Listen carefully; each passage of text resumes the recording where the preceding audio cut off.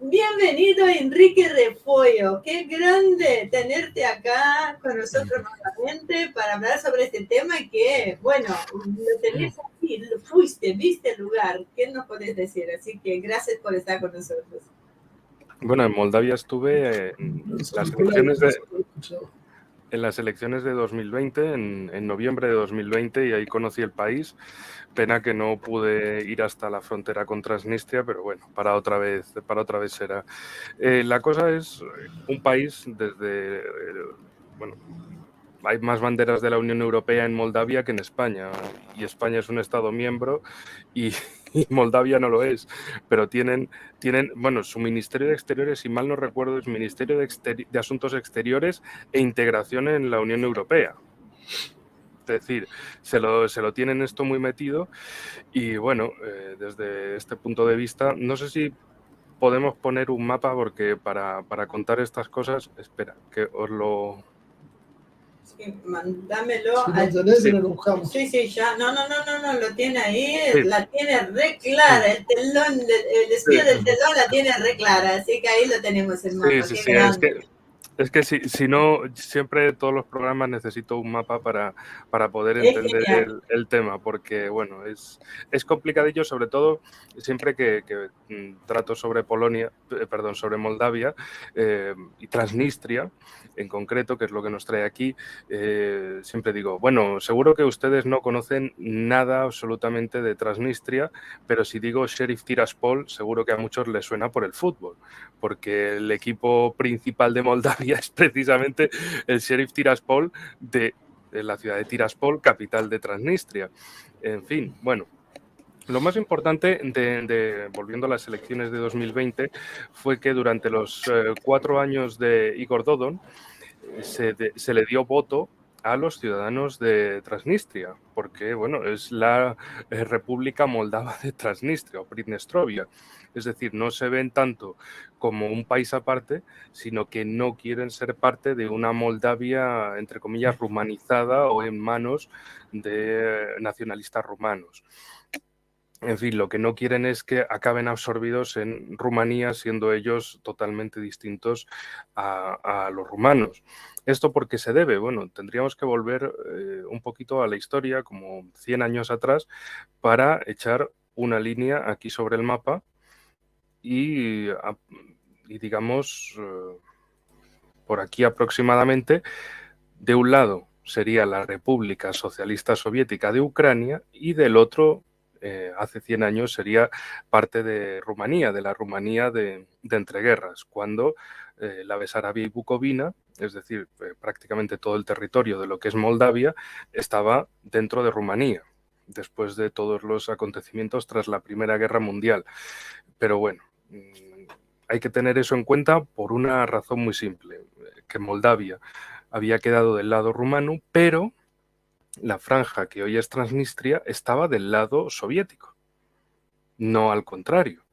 Y esto es muy interesante porque en esta franja aproximadamente, voy a intentar hacer las formas de lo que era aproximadamente la República Autónoma Socialista Soviética de Moldavia dentro de la República Socialista Soviética de Ucrania. Esto es muy importante y muy interesante para conocer de dónde surge esto de Transnistria y por qué luego, claro, después de 1945 esta región fue incorporada en casi su totalidad a Moldavia. Pero ¿por qué es tan distinta a Moldavia? Porque realmente su origen es muy diferente.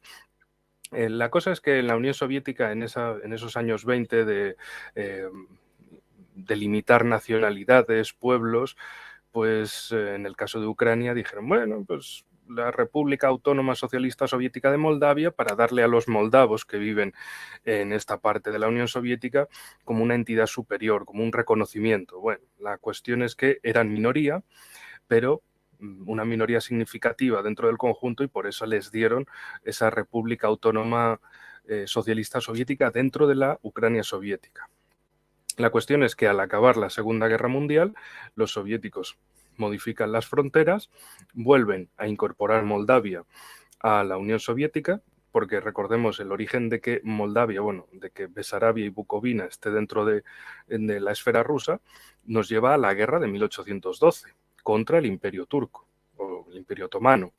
Ahí es cuando Rusia consigue llevarse la frontera desde el río Dnieper, es decir, desde esta parte, el río Prut, a esta otra parte.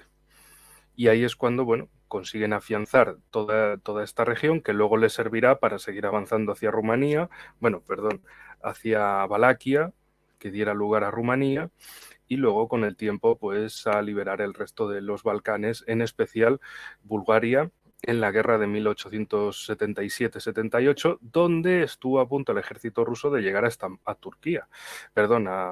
Estambul, a Constantinopla. Pero en ese momento los británicos se metieron para impedir la situación y, bueno, decir que si Rusia se acercaba a Estambul, básicamente le harían lo mismo que 20 años antes en Sebastopol, lo que en Occidente se conoce la Guerra de Crimea y en Rusia conocen como la Guerra ruso-turca de 1853 a 1856. Pero bueno, lo importante para tener en cuenta esta cuestión de Transnistria. Esta región, al otro lado, se llama Transnistria o Pridnestrovia porque precisamente representa todos los territorios que están al otro lado del río Dniester. Aproximadamente sería esta zona. Las ciudades principales, Tiraspol, Ribnitsa. Ribnitsa es muy importante porque es donde, bueno, a unos pocos kilómetros al este es donde está ese famoso arsenal, el arsenal de Kovasna, y bueno, por eso es tan importante y tan llamativo en la actualidad. Bueno, lo que hay que tener en cuenta sobre esta región es que precisamente venía de la época soviética, de la primera época soviética, de la Ucrania soviética de antes de la Segunda Guerra Mundial, con las fronteras más pequeñas, y esta era una franja que pertenecía a esa Ucrania soviética. La mayoría de la población era o bien ruso o ucraniana. La moldava era una minoría. Pero bueno, luego con el final de la Segunda Guerra Mundial, como decía, en 1945, esto lo convierten en una franja y lo traspasan a la Moldavia soviética. Y digamos que, desde mi punto de vista, representa otro de estos ejercicios en la época soviética de trazar fronteras de un modo que se equilibrasen la mayoría principal de una república con ciertas minorías que sirvan de contrapeso, para evitar también surgimientos de nacionalismos que pudieran, bueno, dar lugar a desestabilizaciones entre las repúblicas y que cada república en sí misma tuviera sus pesos y contrapesos, por llamarlo de alguna manera.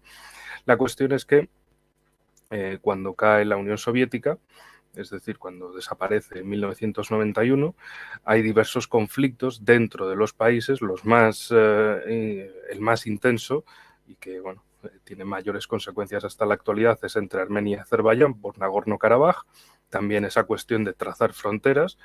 La cuestión de Georgia con Abjasia y Osetia del Sur viene también por esas repúblicas autónomas socialistas soviéticas, en este caso la República Autónoma Socialista Soviética de Abjasia y la misma, pero en Osetia del Sur. Estas no querían formar parte de una Georgia independiente y occidentalizada y por eso se autodeclararon independientes y, bueno, hubo la guerra civil también en 1992.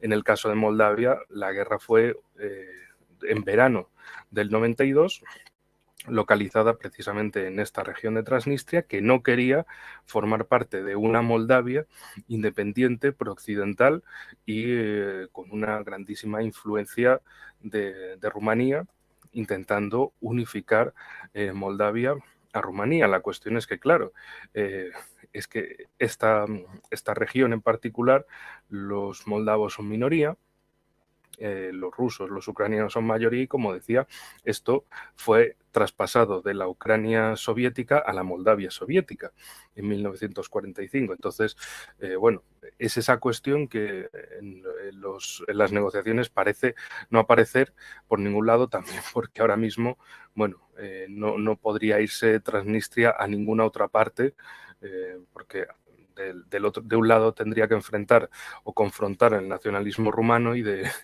por el este el nacionalismo ucraniano, lo cual pues no encaja en la voluntad de la población local.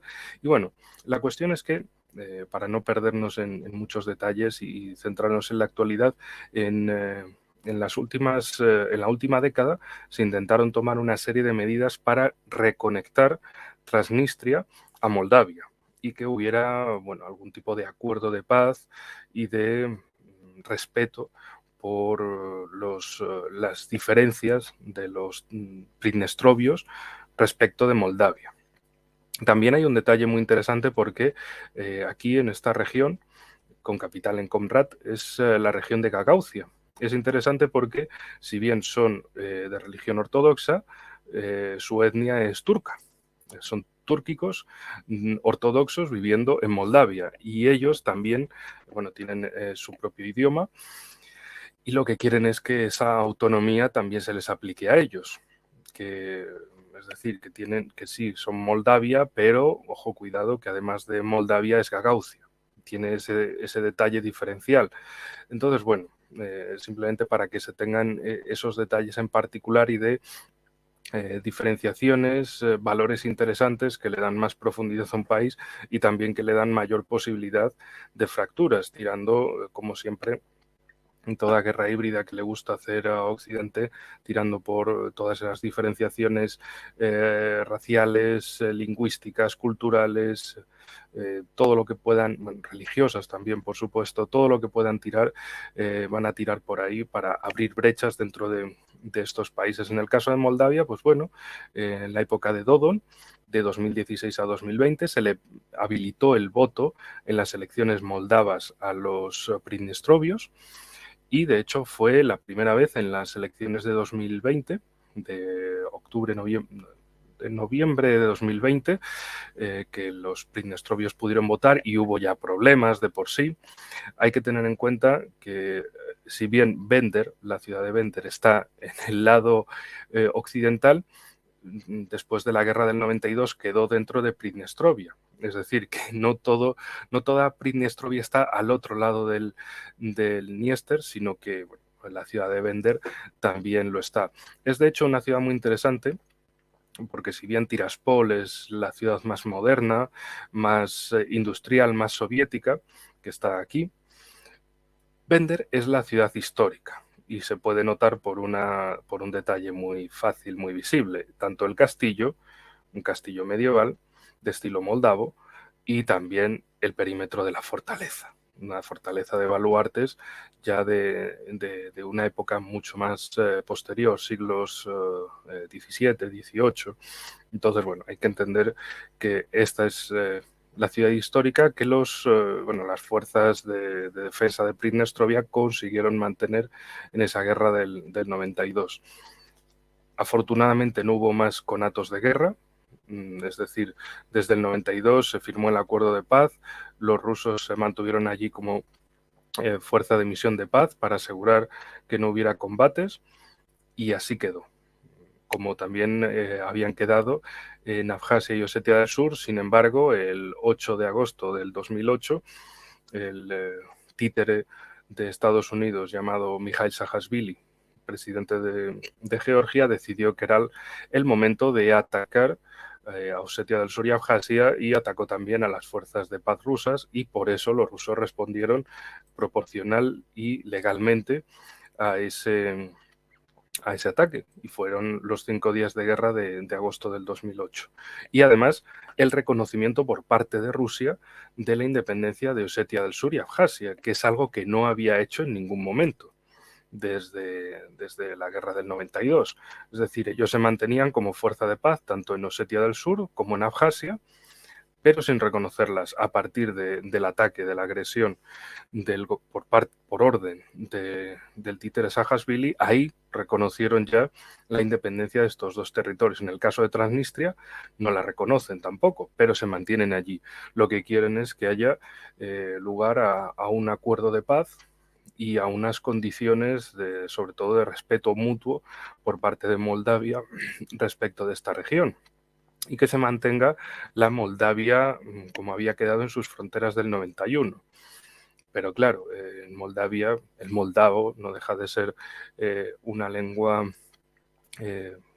una variante del rumano.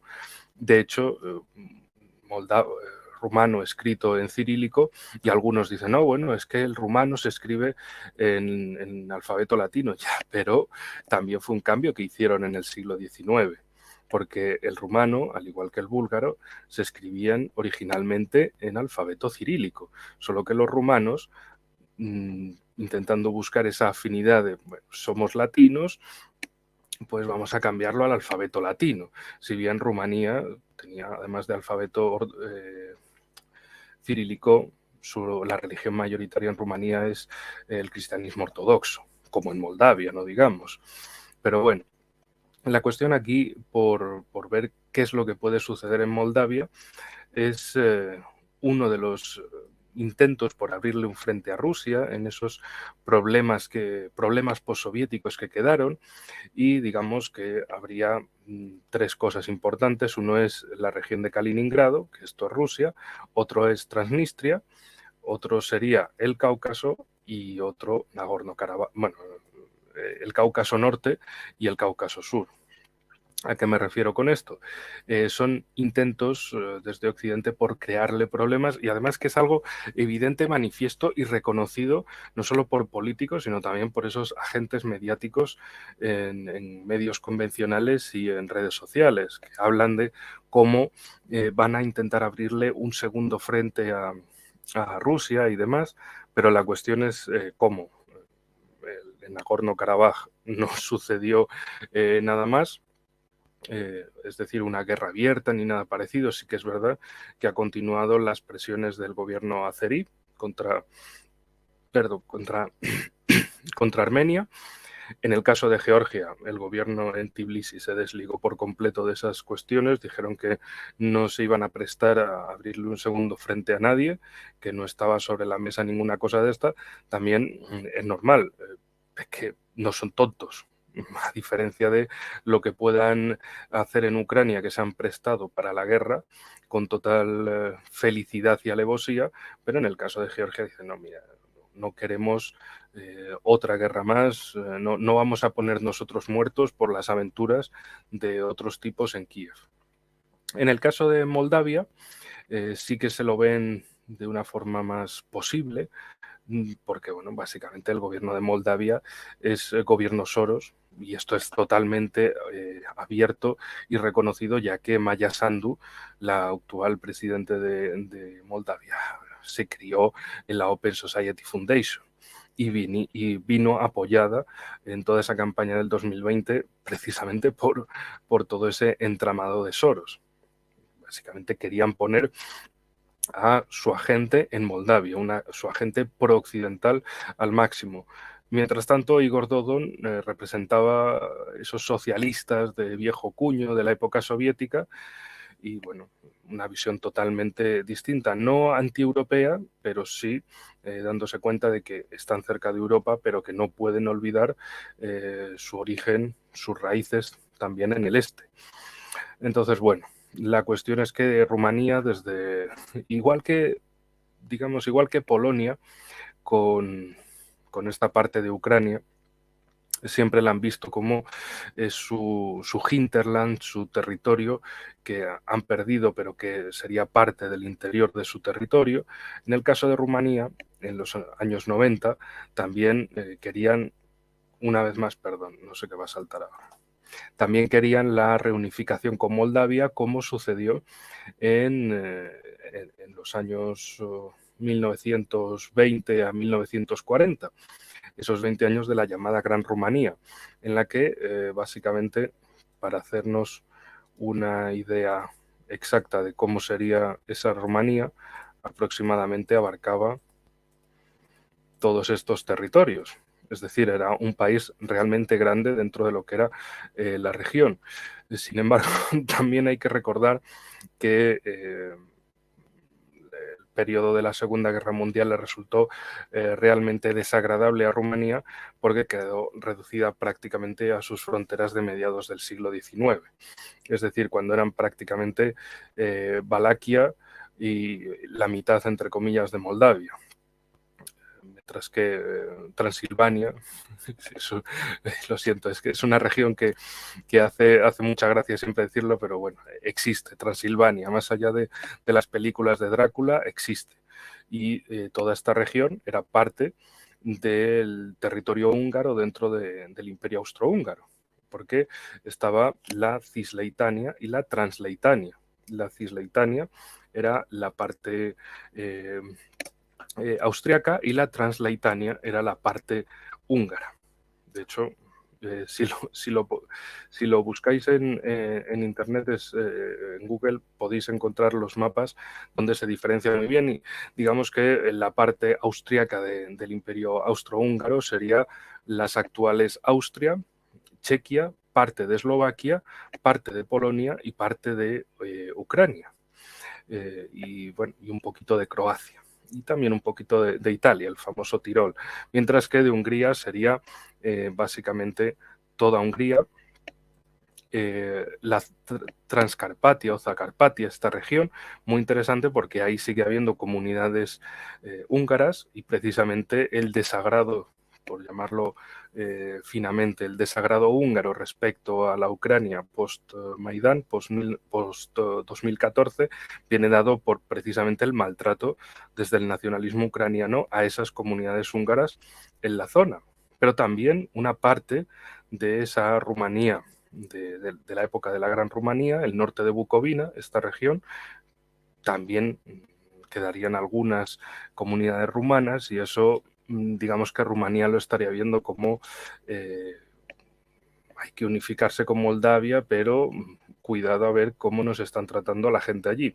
Es decir, que todo el oeste de la actual Ucrania sería un país hecho a retazos de, otros países de la época desde el siglo XIX, es decir, de partes de la Polonia que desapareció en el siglo XIX, que quedó luego en manos del Imperio Austrohúngaro y de Rumanía. Pero bueno, no sé cuánto tiempo me queda, si puedo hablar un poquito más, de centrarnos en cuestiones más estratégicas del presente. Sí, 10 minutos, ¿te parece bien? Así vale. Me das tiempo para algunas preguntitas o intercambio con Marce, por favor.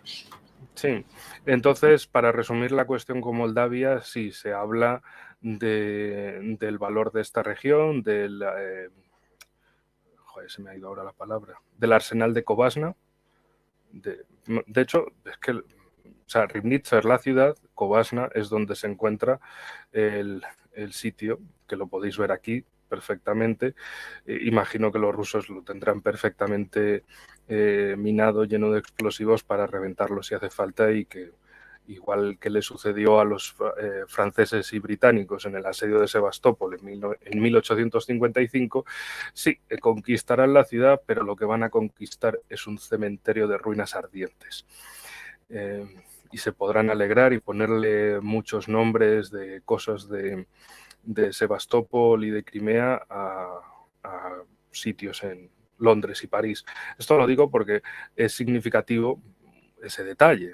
El Pont d'Alma, el famoso puente del Alma, viene por el río Alma, la batalla del río Alma, donde desembarcaron los franceses y británicos precisamente en 1855 aquí en Crimea. Y es donde empezaron su ataque hacia Sebastopol. El Pont d'Alma es donde también murió Lady Di. Cosas de la vida, cosas de la historia, pero bueno, que más allá de eso, sí, efectivamente hay pocas tropas rusas de la misión de paz aquí en esta franja, que además es difícil mantenerla o defenderla por completo, ya que, hay ciudades muy importantes, Ribnica al norte, el eje fundamental es Tiraspol-Bender, aquí al sur, es donde se podría esperar que hubiera más combates, más, bueno, más de todo. Por zona urbana, más población, más posibles almacenes, más de todo. Pero bueno, la cuestión es que si Ucrania ataca por aquí, habría un escenario en el cual Rusia también tiene tropas apostadas en zonas de Bielorrusia, que podría utilizar vale, vosotros metéis tropas aquí, pues nosotros pasamos al ataque, pues quizá hacia Kiev, quizá hacia Ruta Chernigov, hacia Sumy, más que nada como para intentar lanzar ataques, se me ha ido la palabra ahora, ataques de distracción. Vosotros queréis distraernos por aquí, pues nosotros os vamos a intentar distraer por otro lado y a ver quién tiene más fuerzas para llevar a cabo más operaciones. Luego, claro, si Ucrania entrampa tropas aquí en esta zona, significa que las tendrá que haber sacado de alguna parte. Quizá debilitando otros frentes que si los rusos se enteran, pues pueden atacarles por ahí.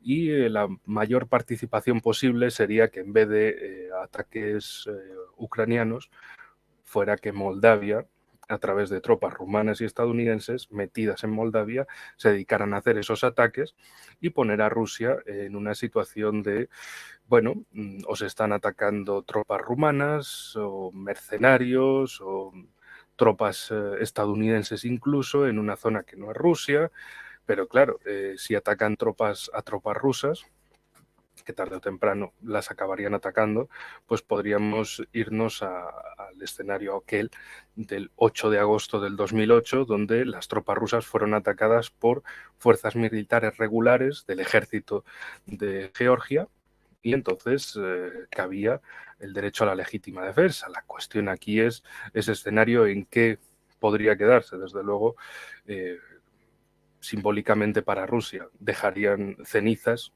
para ucranianos o moldavos.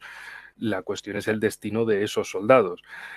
Por otra parte, bueno, si a ucranianos, sobre todo en sus taradeces genocidas, les da por asesinar a población de Pridnestrovia y grabarlo como han hecho tantas otras veces en Ucrania, o asesinar a soldados rusos que hayan capturado ahí, bueno, la respuesta de Rusia se puede esperar bastante contundente, estoy seguro.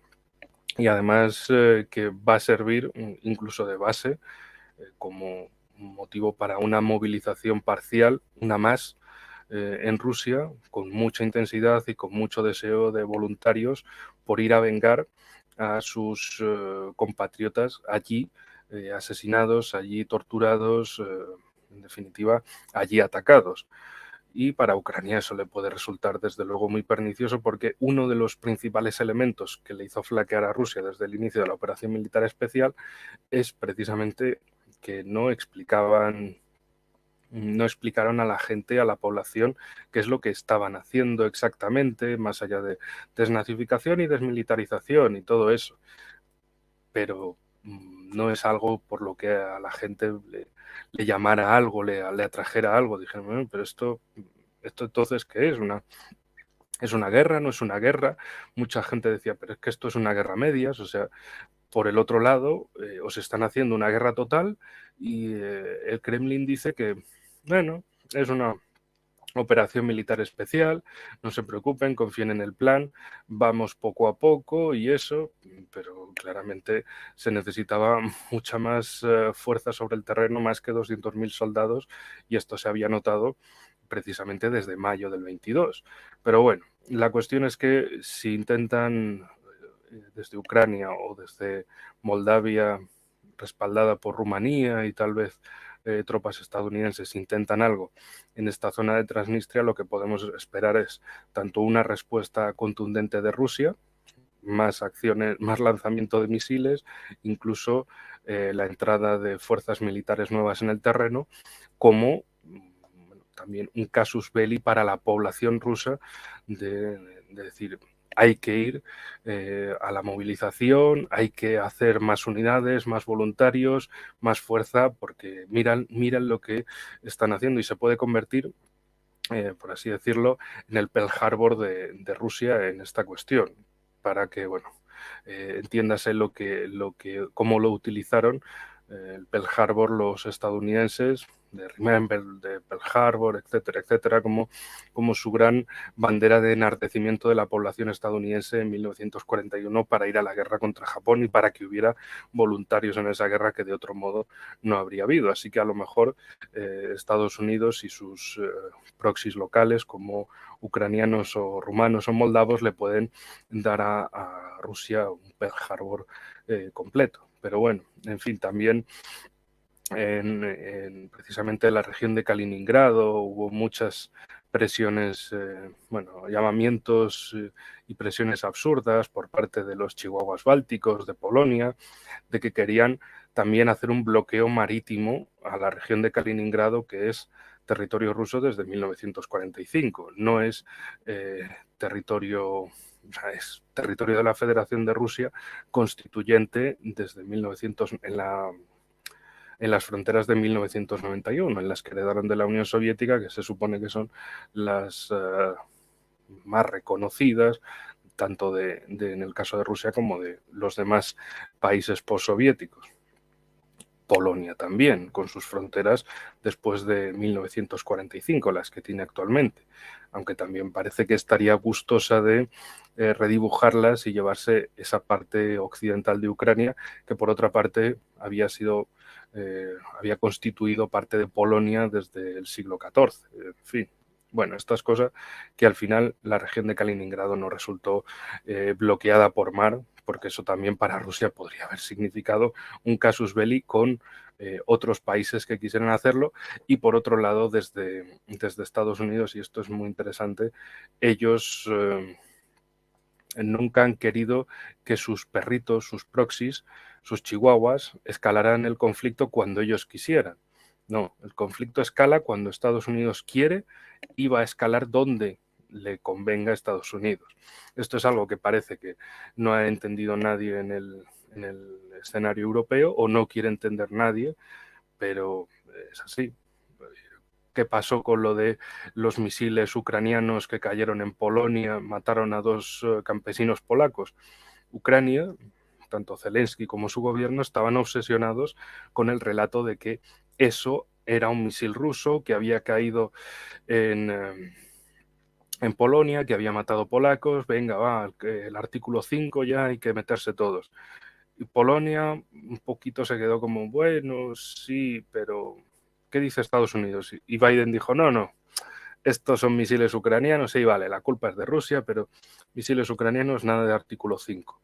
¿Por qué? Porque precisamente Estados Unidos lo que quiere es que esta guerra dure mucho, que mueran muchos más rusos, que sigan pudiendo entrampar a Rusia en el escenario ucraniano y que la guerra se mantenga ahí, donde y cuando Estados Unidos quiera, no cuando decidan sus tarados aliados del Báltico, de Polonia, de Ucrania o de donde sea. En fin, esto me parece que es la realidad más cruda, pero la realidad que no quiere reconocer nadie en Europa, y esta es la guerra de Estados Unidos para Estados Unidos y por Estados Unidos. No es una guerra ni por la libertad, ni por la democracia, ni por nada. Esto es una guerra que Estados Unidos ha montado, ha utilizado a Ucrania como ariete, en este caso, en este escenario, contra Rusia, porque su objetivo era precisamente Rusia. Pero si vemos otras zonas, siempre recuerdo lo acontecido, y esto os queda más cerca a casi toda la audiencia. No nos vamos a ir a Argentina, no, todavía ahí no. Pero la cuestión con Kerry Bolton, el entonces secretario de Defensa en 2019, que por cierto en estas últimas semanas se reunió con otro tremendo payaso de la política, el ex primer ministro Boris Johnson, también para hacer su postureo sobre Ucrania. Pero bueno, la cuestión es que en 2019 Bolton se hizo muy conocido por su carpetita girada que ponía envíen 5.000 chicos a Colombia, en aquel contexto de protestas, de tensiones muy importantes en la frontera entre Colombia y Venezuela.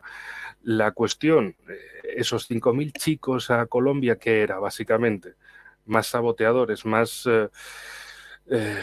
bueno, el intento por conseguir una respuesta militar de Venezuela ante una amenaza híbrida, ante el uso de una pequeña fuerza desestabilizadora en la frontera, que Venezuela finalmente entrase en conflicto con Colombia y, bueno, la movida, el problema, se lo iban a comer estos dos países. Estados Unidos por detrás simplemente iba a estar diciendo que luchaban por la democracia, que el terrible régimen venezolano, castrochavista, comunista, tal cual, y la cuestión ahí era simplemente conseguir la desestabilización de la región. Brasil, a pesar de estar Bolsonaro ahí, tampoco quiso meterse en esa guerra. Es decir, Colombia, sea como fuere, el gobierno en Bogotá se desentendió de la situación de a nosotros no nos metáis en vuestro lío, no queremos saber nada de esa movida, y en Brasil más de lo mismo, de no, envíen lo que quieran ustedes, pero a nosotros no nos van a meter en ese lío. Entonces Estados Unidos dijo, bueno, si no tenemos tontos para la ocasión, pues vamos a ver dónde picamos por otro lado. Y los tontos que picaron fueron sobre todo los ucranianos.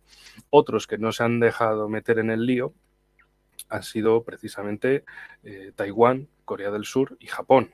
Aunque Estados Unidos sigue presionando por ello, pero a mí me parece que a la vista de los sucesos en Ucrania desde febrero del 22, en la población de estos tres países lo que menos tienen ganas es de ser tan idiotas como en Ucrania y dejarse arrastrar a una guerra contra China, Corea del Norte, Rusia, que les diga a Estados Unidos, sí, chicos, el tío Sam os apoya por detrás. Y ellos ya, pero ¿para darnos por detrás o para darnos apoyo por detrás? Porque no entendemos vuestro léxico, tío Sam. Y Estados Unidos, sí, bueno, es para daros cosas por detrás, en general. Y bueno, en fin, en estos países no quieren conocer esa práctica gramatical estadounidense, porque al final saben que ellos son los que se van a llevar el choque, que Estados Unidos, pues sí, pondría la parte técnica quizá y sobre todo lo más importante, la venta de armas, porque esto en Ucrania se ha notado, lo que buscan es la venta de armas. No quieren ni ganar a Rusia así de golpe ni nada parecido. Lo que quieren es venta de armas. También Turquía con los Bayraktar lo intentó, el dar la imagen de, bueno, mira, estas armas son excepcionales, ¿cuántas me van a comprar? ¿De dónde me van a comprar? Y hacer eso. Si la guerra termina antes que puedan hacer su campaña de marketing bélico, va a ser un golpe por ese lado. Y en el caso de Estados Unidos, además de esa venta de armas, es el control energético y político de Europa. Básicamente, es meterse Estados Unidos todavía más al interior de Europa y además dividirla, porque hemos visto en los últimos meses, bueno, ya se me está fastidiando un poquillo la voz otra vez, espero que se me siga entendiendo por lo menos. La cuestión con Europa es la división entre el cordón sanitario, el viejo nuevo cordón sanitario, es decir, estos países que serían de orientación muy pro-estadounidense, muy pro-occidental, y en el caso de Polonia, tomada otra vez como ese centro del cordón sanitario contra el eje franco-alemán, el eje Francia-Alemania, como ese punto interior, ese núcleo, ese Herland de la unificación europea o polo continental europeo, por así decirlo. De hecho, se ha visto, como decía, en los últimos meses muchas críticas hacia Francia y Alemania desde la prensa estadounidense y británica diciendo que, bueno, no son aliados de confianza, no quieren aportar a la guerra, bueno, que en definitiva Francia y Alemania caca, que son malos, que no sirven, que los buenos están más al este, que son Polonia, que es Rumanía, que son los chihuahuas bálticos, que venga, ahí vamos con todo, Occidente que les tiene que apoyar más, Occidente entendido como Estados Unidos, Reino Unido, y bueno, no deja de, es decir, tenemos a el eje anglosajón, Londres-Washington, metiendo sus narices otra vez y su injerencia en Europa, consiguiendo primero al este del todo una guerra entre Rusia y Ucrania. Por otro lado, que el cordón sanitario exista una vez más y enfoque no solo sus esfuerzos contra el este, contra Rusia, sino también contra el oeste continental europeo, contra Alemania y contra Francia. Y esto, bueno, va a dejar básicamente la Unión Europea en un futuro muy complejo y muy dividido, más allá de lo que quieran aparentar. Por otro lado, el desplazamiento del intento por la guerra en Taiwán, en Corea del Sur y en Japón, sobre todo en Taiwán, que en Taiwán cada vez más ya dicen, mira, no nos van a meter en este lío, pasamos de querer acabar como Ucrania, ya sabemos de qué va esto. Y otro detalle fundamental, la ley que promulgaron en Estados Unidos para ayudarse a su inflación llevándose empresas de Europa o fomentando que empresas europeas, especialmente enfocándose en Alemania, se fueran a Estados Unidos por las facilidades que les daban. En fin, y además a Alemania le rompen el Nord Stream, que lo habían pagado entre alemanes y rusos, para tener una comunicación directa energética entre Rusia y Alemania, sin depender, sin verse limitados por presiones que pudieran hacer tanto los bálticos como Polonia. Y eso, por supuesto, a ese cordón sanitario y a esos aliados del eje anglosajón no le gustaba en absoluto que Alemania no dependiera de sus intermediarios locales como Polonia, principalmente. En fin, el resultado de esto va a ser que Europa va a acabar muy mal, divididísima, tremendamente dividida, y que, bueno, los pueblos o los países que no se den cuenta de esto, pues van a acabar metidos en otras guerras, van a acabar instrumentalizados. El topetazo, el golpe, se lo van a llevar ellos, mientras que sus patrones, sus mecenas, pues simplemente se van a quedar ahí diciendo, bueno, ¿qué va a ser hoy? Un préstamo, armas nuevas, energía, ¿qué es lo que quieres hoy? Venga, que vas a estar endeudado, uy, ya estabas hasta el año 3000, venga, pues con esto ya endeudado hasta el año 4000. Pero el 4000, pero ya veremos si a lo mejor hasta el 4500 con unas cositas más.